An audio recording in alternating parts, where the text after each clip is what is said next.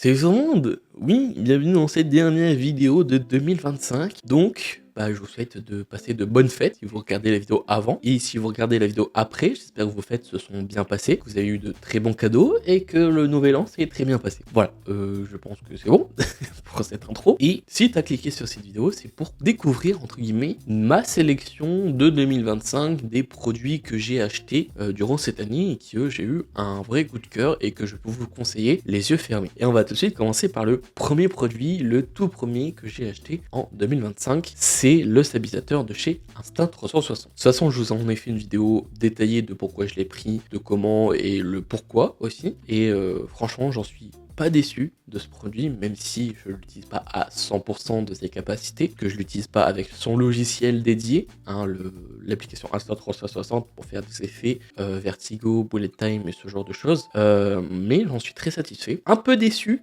que la marque ne fasse pas un stabilisateur noir. Vous savez que je suis fan de tout ce qui est de produits de couleur noire, en tout cas de couleur minimaliste. Lui, je l'ai pris en gris, mais s'il était en noir, je l'aurais pris en noir, ce qui est dommage, mais je le trouve très cool et très stylé, en gris aussi, donc en soi, ça peut passer, mais voilà, un peu déçu qu'il soit pas en noir en termes de couleur. Mais voilà, si vous voulez avoir un stabilisateur fiable, qui dure dans le temps, qui a des fonctionnalités dédiées entre guillemets à Apple, foncez, peut-être cher, mais vous en aurez pour votre argent, surtout si vous prenez avec les accessoires officiels Insta360. Voilà, moi c'est vraiment le stabilisateur si vous voulez avoir de très belles images, même si votre téléphone stabilise bien, vous avez plus d'effets et plus de liberté avec ce stabilisateur que avec le téléphone. Voilà, donc ça je vous le conseille vraiment aveuglément. Deuxième produit dédié entre guillemets à l'audiovisuel, que je peux aussi vous conseiller vraiment aveuglément, c'est le kit Rode de Rode, tout simplement. Les Rode Wireless Go 2. Je sais qu'on a maintenant les DJI Mic qui sont beaucoup plus polyvalents, beaucoup plus intéressants. D'autres marques aussi de chez Holyland ou de chez Insta360. Mais la raison de pourquoi j'ai pris ce kit, c'est surtout sa polyvalence pour les micros en eux-mêmes qui peuvent être utilisés comme ça, sans filtre anti-pop, avec un filtre anti-pop fourni, ou mettre un micro-cravate, ou mettre n'importe quel type de micro dessus. Mais c'est surtout sa polyvalence pour pouvoir être utilisé le hub avec soit l'USB-C, donc directement connecté à un téléphone, et surtout aussi qu'on peut le mettre en jack sur un réflexe, sur une caméra, sur n'importe quoi, et ça c'est juste trop bien. Parce que du coup, comme ça, t'es beaucoup plus polyvalent et ce petit hub gère 2 micros. Donc voilà, donc très polyvalent, surtout celui-ci a un écran et ça, tu peux voir du coup le gain de chaque micro et le gain que tu veux attribuer à chaque micro. Donc voilà, et puis surtout ce kit est vendu avec des micros et des petites bonnettes. Pas de micro-cravate, 60 balles le kit micro-cravate de chez Rode pour un seul. Là j'en ai pris de chez Newwear. Pour 30 euros, j'en ai deux, donc voilà. Et c'est vrai que j'aurais pu tourner cette vidéo avec ce kit micro, mais voilà. La caisse aussi, je vous la mets en description, c'est pour du coup mettre vos micros wireless beaucoup plus sécuritaire entre guillemets et beaucoup plus propre au visuel que le petit sac qui donne, ce qui est dommage, ce qui devrait faire vraiment un petit sac comme ça de rangement pour leur Rode. Donc voilà, donc je vous mets tout dans la description si vous voulez avoir les micro-cravates, les cravates de chez Newwear et la petite caisse pour le rangement. Voilà, que je trouve beaucoup plus sympathique et beaucoup plus sécuritaire que le petit emballage qu'il donne. Voilà. On va rester dans l'audiovisuel, mais là, cette fois-ci, pour du stockage, je vous conseille directement de prendre un disque dur slash SSD slash disque dur NVMe, tout ce que vous voulez, mais qui a des lectures et écritures assez rapides avec un très bon stockage. Là, c'est un SanDisk de 2 Tera couplé avec un hub de chez Ugreen qui fait 20 Go. Donc possibilité d'écriture beaucoup plus rapide qu'un disque dur basique et même encore 2 Tera. Je le défonce très vite. Là je suis à genre 600 Go encore dessus. Oui, ça va très vite, 2 Tera. Je pense que le seul regret c'est que j'ai pris 2 Tera alors j'aurais pu prendre 4. Mais faire attention parce que du coup ça coûte de plus en plus cher. Même si ça coûte beaucoup moins cher que certains stockages, mais prendre du NVMe, je pense que c'est la meilleure chose que j'ai pu faire, surtout couplé avec un hub Ugreen. Donc pareil, je vous mets en description les deux produits pour du stockage, surtout si vous êtes vidéaste et que vous avez besoin de stocker des vidéos, des effets, du log, ce genre de choses. Et si vous pouvez passer à du 4 Tera et que vous avez le budget, passez à du 4 Tera. Moi là j'aurais dû passer sur du 4 Tera, mais voilà, c'est un très bon compagnon, surtout qui est très petit comparé aux disques durs ou SSD de certaines marques qui font le même stockage mais qui sont plus gros. Donc voilà, je vous conseille vraiment disque dur NVMe couplé avec un hub Ugreen, c'est juste la vie pour tout déplacement et tout vidéaste. Voilà. Si vous êtes fan de tout ce qui est produit minimaliste et que vous aimez produits de la gamme chez Logitech, de la gamme MX, entre guillemets, je vous conseille de prendre le MX Mini. Pourquoi le Mini? Parce que si tu cherches quelque chose de beaucoup plus réduit et trop mignon, ce clavier est mignon, t'es habitué à pas avoir le pavé numérique ou avoir les touches FN, même si là les touches FN sont quand même là, bah le 65% est fait pour toi, surtout sur un bureau. Ça rend très très bien, surtout à côté de ça. Logitech MX Master 2S, voilà, ou n'importe quel MX Master. Ce clavier est juste trop bien en termes de combo avec les deux, surtout si tu es sur Mac. Ça rend encore plus la chose minimaliste dans un setup. Sur Windows aussi ça fonctionne, mais souvent on prend ce genre de clavier lorsqu'on est sur Mac parce que l'ergonomie nous fait penser au clavier Mac. Donc une vidéo un peu plus complète du produit sera faite sur du coup ce produit où je vous démontre le potentiel qu'il peut avoir, mais surtout la batterie, le ressenti, etc. Mais franchement, si vous avez besoin d'un nouveau clavier et que vous en foutez du 100% en termes d'ergonomie du clavier, je vous le conseille énormément. Voilà. Après, il y a le MX Mechanicals, mais regardez des vidéos si vous aimez bien le bruit. Moi, je sais que j'ai regardé beaucoup de vidéos par rapport à ça, et c'est vrai que quand tu as déjà un clavier mécanique et que tu as un Mechanicals pour travailler, voilà, des fois, ne pas avoir de bruit, ça fait du bien aussi quand tu veux travailler, surtout que c'est des touches low profile, donc beaucoup plus adaptées à du travail dans le temps, entre guillemets, dans la journée, sans forcément faire du bruit en plus. Voilà. Donc, je vous le conseille énormément. Si vous pouvez le choper, prenez-le. D'autres produits aussi que j'ai acheté cette année, c'est mon écran. Voilà, un écran de chez Asus, du 24 pouces, je crois, qui fait du 120 Hz.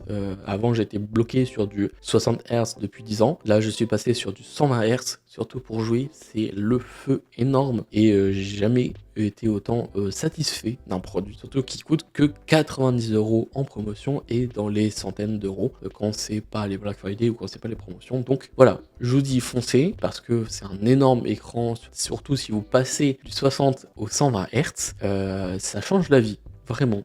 Après, il faut que la config soit derrière, mais voilà, pareil, je vous ferai une vidéo dessus sur cet écran. Il est magnifique en termes de bordure, il est vraiment plus moderne que mes autres écrans que j'ai, et je pense même m'en acheter un deuxième pour mettre sur mon troisième écran qui est dédié à juste mettre OBS et ce genre de choses, qui sera vraiment dédié à d'autres choses, et ça remplacera mon ancien écran bloqué à 60 Hz aussi, qui est là moins moderne que celui-ci, et franchement je suis très satisfait. Seul défaut que je trouve de ce produit, c'est qu'il a qu'un seul port HDMI et le deuxième port du VGA je crois, donc compliqué, sachant que la partie où pour connecter l'HDMI et le VGA, si on met un adaptateur VGA vers HDMI, il faut un peu tordre le câble HDMI, donc je vous le conseille pas trop si vous voulez connecter plusieurs ports dessus, par exemple une Switch, une PS5 ou un PC dessus, mais voilà, si vous avez juste l'HDMI c'est bon. Donc voilà, je suis très content et je vous conseille vraiment les yeux fermés si vous en foutez entre guillemets des dernières technologies de tous les écrans gaming possibles et imaginables. C'est du HDMI, c'est du 120 Hz, donc voilà, je vous le conseille si vous êtes vraiment un peu un joueur, on va dire, casual, qui s'en fout d'avoir les noirs noirs, les blancs blancs et ce genre de choses. Voilà, dans la description, je vous laisse, et voilà. Puis si tu veux d'autres écrans, n'hésite pas à regarder d'autres vidéos. Mais voilà, il y aura une vidéo sur cet écran, donc si tu veux pas louper mon review de cet écran, n'hésite pas à t'abonner. Voilà.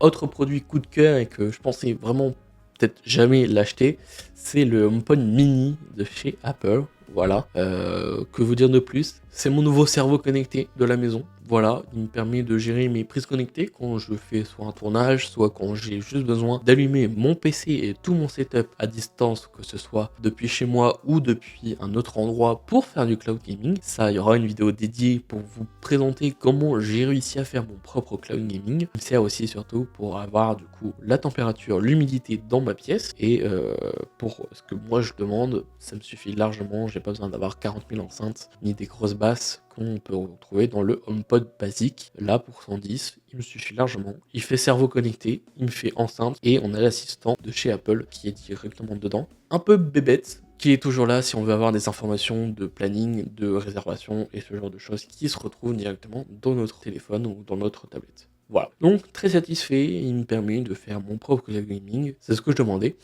et surtout qui fait du très bon son, et couplé avec mon MacBook, bah on a un bon petit stéréo quand on veut écouter de la bonne musique.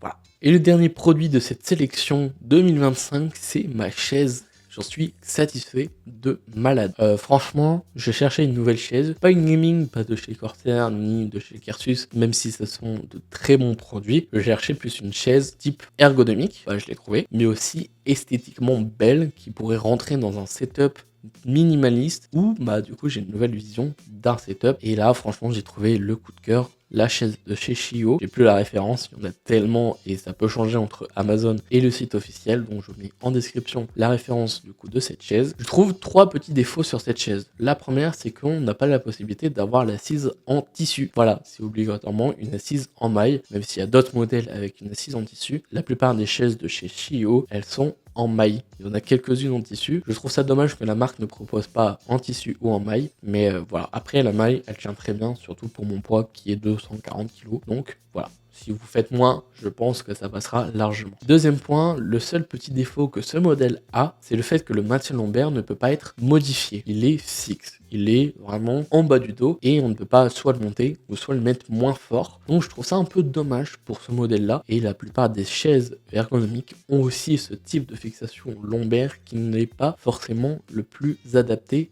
et le plus maniable possible. Donc c'est un défaut que je trouve de cette chaise, mais voilà. Quand on l'a, on peut s'y faire, on s'y fait, mais c'est vrai qu'on aurait bien aimé peut-être régler un peu plus le maintien lombaire dans les recoins les plus sombres de cette chaise, que ce soit pour le monter ou le descendre. Voilà. Cette phrase ne veut rien dire, mais vous m'avez compris. Troisième petit défaut, qui n'en est pas vraiment un pour ma part, c'est que les accoudoirs sont accrochés directement au dossier. Voilà, ils ne sont pas fixés à l'assise comme sur certaines chaises. Mais moi, ça me dérange pas parce que bah, je n'ai pas vraiment besoin d'accoudoirs quand je joue. Même, je les mets au fond du siège et ça ne me gêne pas beaucoup. Et c'est juste excellent, sachant que sur mon ancienne chaise, je n'utilisais pas les accoudoirs. Donc en soi, ce n'est pas vraiment dérangeant. Mais ils sont toujours présents quand je m'allonge dans le siège et que bah, je veux juste jouer tranquillement avec manette ou juste regarder des vidéos ou s'informer sur les réseaux en mettant juste mes coudes quand je suis avec ma manette ou mon téléphone, et je trouve ça très cool. Et franchement, bah voilà. Et aussi, bah autre qualité d'avoir ce type d'accoudoir, c'est que tu peux mettre ta chaise beaucoup plus loin sous ton bureau. Voilà, alors que d'autres accoudoirs, soit tu es obligé de les baisser, donc dérègle tout. Là, ils sont fixés à la bonne hauteur entre guillemets, et bah si tu les veux pas, tu relèves, et si tu les veux, tu le remets. Et en soi, ça ne gêne pas vraiment trop l'esthétique de cette chaise. Je préfère même les accoudoirs fermés que les accoudoirs ouverts. Voilà, c'est mon avis. Donc si tu veux une nouvelle chaise, dans la description, je te mets tous les liens. Et si tu veux avoir ta chaise propre à toi, n'hésite pas à passer par les intelligences artificielles qui peuvent t'aider à trouver la chaise parfaite pour ton cas spécifique. Moi, c'est ce que j'ai fait pour cette chaise, et je regrette pas. Voilà. Et voilà, la vidéo s'achève dès maintenant. J'espère qu'elle t'a plu. Peut-être que tu as trouvé ton coup de cœur aussi dans cette sélection et que peut-être bah, tu auras envie de l'acheter pour 2026 et que bah, tu seras peut-être content. Et voilà. Sur ce, les gens, merci de m'avoir écouté. Je sais que cette vidéo était peut-être un peu déconstructive, mais j'espère qu'elle vous aura aidé à trouver votre bonheur. Sur ce, les gens, c'était Sky. On se retrouve pour une prochaine vidéo en 2026. Et surtout, croyez toujours en vos rêves. Salut!